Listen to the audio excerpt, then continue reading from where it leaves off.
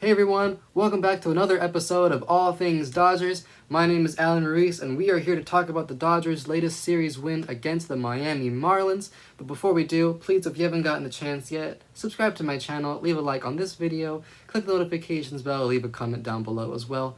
What did you think about the Dodgers' play against the Marlins this past series, this weekend? I'd love to hear from you. Before we head into the series summary, we're going to be going over another test your knowledge question. It's a Dodgers-Marlins kind of related question. Here it is.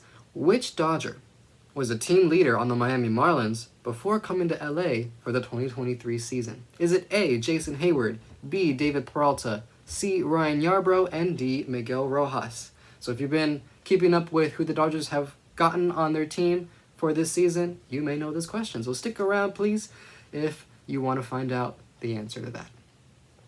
Heading into our series summary, the Dodgers just recently finished up a 3-game series against the Miami Marlins, and due to the effects of Hurricane Hilary, which are now coming into effect here in Los Angeles, on which would have been Game 3 on Sunday, the Games 2 and 3 were combined into a doubleheader on Saturday. So Game 1 on Friday, and then Games 2 and 3 both on Saturday. How did the Dodgers do on Friday? Game 1, well, they did lose to the Marlins 11-3, mainly because of pitching. Tony Gonsolin, who has struggled off and on this year, he was given the loss. He allowed 5 home runs and 10 earned runs over 3 1/3 innings. We're going to get back to him in a little bit. He ends up going on the injured list, just not a good outing. However, the offense did hold their own. Betts, Muncy, and Outman all hit home runs. Outman's was impressive. It was his 15th home run of the season to the opposite field, to left field. That was very impressive to see from him. And they were all against Sandy Alcantara, who was last year's National League Cy Young Award winner. So he's a very scary pitcher for opposing lineups. I think the Dodgers did hold their own there, but just a little bit let down by the starting pitching. Game 2, Dodgers take this one. This was the morning game on Saturday. Dodgers win 3-1. Ryan Pepiot, starting pitcher, makes his Dodgers debut. He came after Caleb Ferguson, but he did go 5 innings, only allowed 1 earned run, 5 strikeouts. Good things from Ryan Pepiot. He just came back from an oblique injury at the end of spring training. He just made his way back, and we'll see. Maybe he has a spot later on in this rotation, possibly in the postseason. We'll get all into that in a bit. Later on, we're going to the 8th inning. The game is 1-0, and the Marlins are leading. Austin Barnes, sack bunt down to kind of in between first base and home plate, and the mound, pitching mound. Brings home Outman, game's tied. The next pitch later, Mookie Betts hits a go-ahead 2-run single, so things just flipped quickly in the blink of an eye. All of a sudden, Dodgers are leading 3-1. Later on that day, Dodgers win Game 3, 3-1, same score. This time, a strong pitching performance by Julio Urias. He went 7 innings, only allowed 1 earned run, which was off of a Josh Bell homer in the first. Julio Urias also racked up 5 Ks, 5 strikeouts. Mookie Betts was the star of the lineup on the Game 3. He had 2 home runs, his 33rd and 34th. Of course, celebrating LeBron James that day with his bobblehead night. So, attributing those home runs to LeBron James, the great basketball player. Mookie Betts, just to mention real quick, he's probably going to end up number 3 in the MVP voting for the National League. Number 1 right now seems to be Acuna. Number 2, Freddie Freeman. And then possibly number 3, Mookie Betts. It's incredible how much talent this Dodgers team has with their stars in Freeman and Betts, and then all the way down to little pieces like Austin Barnes who get the job done like Barnes did in Game 2. So Dodgers take this series 2 out of 3 games. So what are my takeaways? 1, I like to talk about Tony Gonsolin. He was placed on the 15-day injury list on Saturday. He's been dealing with an elbow issue throughout the season. He just hasn't been bouncing back from his starts the way that the Dodgers team has been hoping that he would. So he has had that nagging injury for a while now.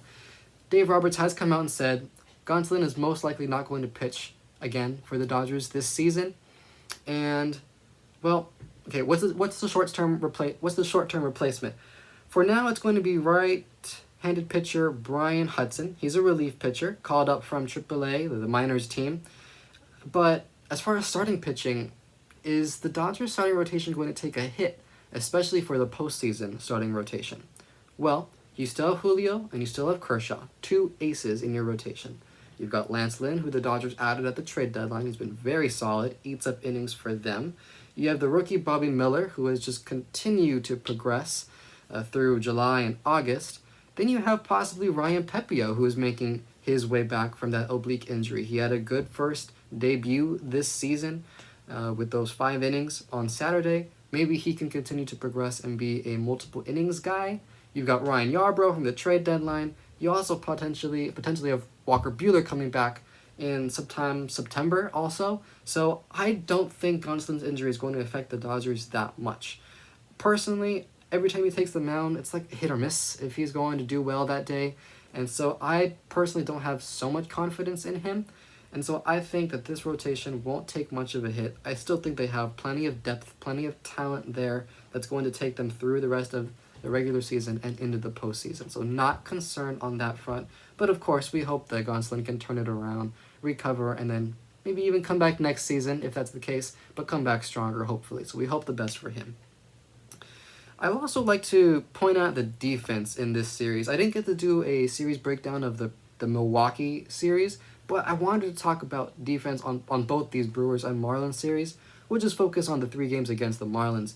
Saturday was a perfect example of how defense can change a game. Game 2, which was the first game on Saturday, first inning, right away, James Outman makes a running catch at the wall. There were runners on first and second with 2 outs. Gets a good leap, gets a good running start, makes the catch at the wall, kept the game 0-0. If he misses that ball, the game could be 2-0, Marlins leading. Then third inning, you fast forward a little bit, Josh Bell hits what would have been a sac fly out to right field where David Peralta is patrolling out there. Then he cuts the runner down at home, keeping the game scoreless again. Interesting there is that Betts was playing right. No, he wasn't playing right field. He was playing second base that day, which means who are you going to have in right field? You're going to have David Peralta.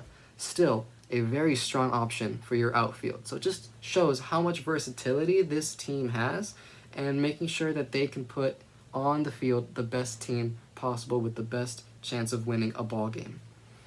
Game 3, if you just look at the 9th inning, Ahmed Rosario makes a diving play to get the lead runner out at second. And so it turns what could have been from a first and third situation with 1 out to a runner on first with 2 outs situation. So that is a very big difference maker. Then Kike Hernandez ends the game with a long throw to first as he's running toward the home dugout. If the runner is safe there, the game is 3-2. If the ball gets away from Freeman on an errant throw, the game is tied. So just the little things that the Dodgers are so good at that really keep the game together. It's been keeping their series together, and it's really what puts them on top of other teams that are possibly not playoff ready or just possibly are not as detail oriented when it comes to the little plays like that. I think that's what's going to put them over the edge in the postseason. Looking ahead to the Dodgers' next series, it's going to be against the Cleveland Guardians. You got a 3-game series starting on Tuesday.